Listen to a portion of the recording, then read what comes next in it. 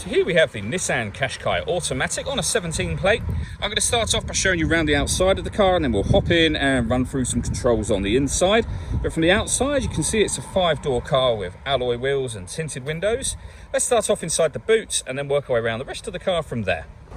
So as we approach the boot, you can see we have reversing sensors. This car's also got a 360 camera, which I'll show when we're inside the car. Plenty of boot space as well, along with that 60/40 split folding rear seat. And then the boot space can be increased by lifting and removing either or both of these two tray sections.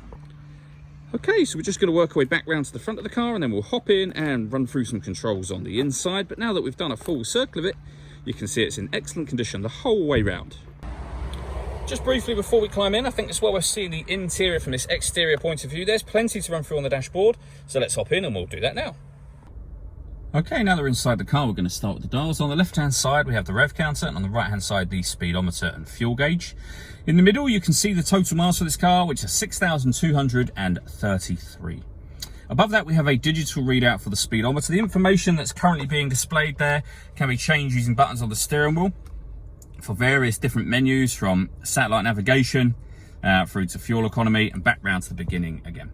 We're back out to the steering wheel. The buttons I was using just a moment ago are here. We've got stereo controls beneath that.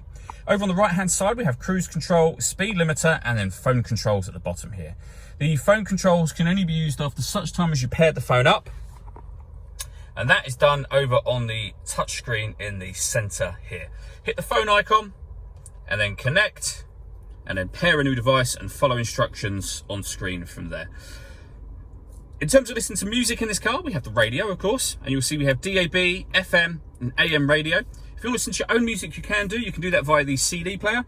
This car's got auxiliary and USB inputs as well, and you can stream your music wirelessly via Bluetooth audio. Already mentioned it has satellite navigation. That's accessed via the buttons up here. There's a video that shows exactly how that works, which you can find on our website and also on our YouTube channel as well. This car has got a 360 parking camera, so if I put it into reverse, you'll see we have a reverse camera just there. And on the left-hand side, a bird's eye view image of exactly where the car is parked right now. And it goes a couple of steps beyond that as well. If you press the camera button, we get a front-facing camera and the bird's eye view, or a front-facing camera and the front passenger side wheel as well. So with all those cameras, it does make it very easy to park. Working our way down, we have dual zone climate control, so you can adjust the passenger and driver temperature, the fan speed up and down. You can determine where you'd like the air to be redirected once it enters the vehicle. When you're happy with those settings, this button turns the air conditioning off in this case, or back on again, or you can hit auto.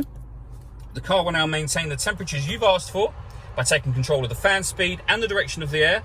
To override it, just readjust the fans and put it back on whatever setting you want it on there, and you're back in a manual mode again now. We have a rear heated screen and a proper heated front screen as well. Beneath that, we have a 12-volt charging socket, electronic handbrake, the gear lever for the fully automatic gearbox, and working our way back, we have driver and passenger heated seats, a second 12-volt charging socket, as well as auxiliary and USB inputs. The last thing I wanted to talk about is the panoramic glass roof. You can see the sun blind is closed at the moment. There's a button up here.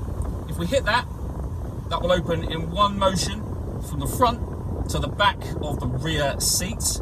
And as you can see, that lets in a huge amount of extra light. All that leaves me to say is thank you for taking the time to watch this video. If you'd like to come and see the car in person and have a test drive, please feel free to call any of our MJA sites. We'd love to hear from you soon.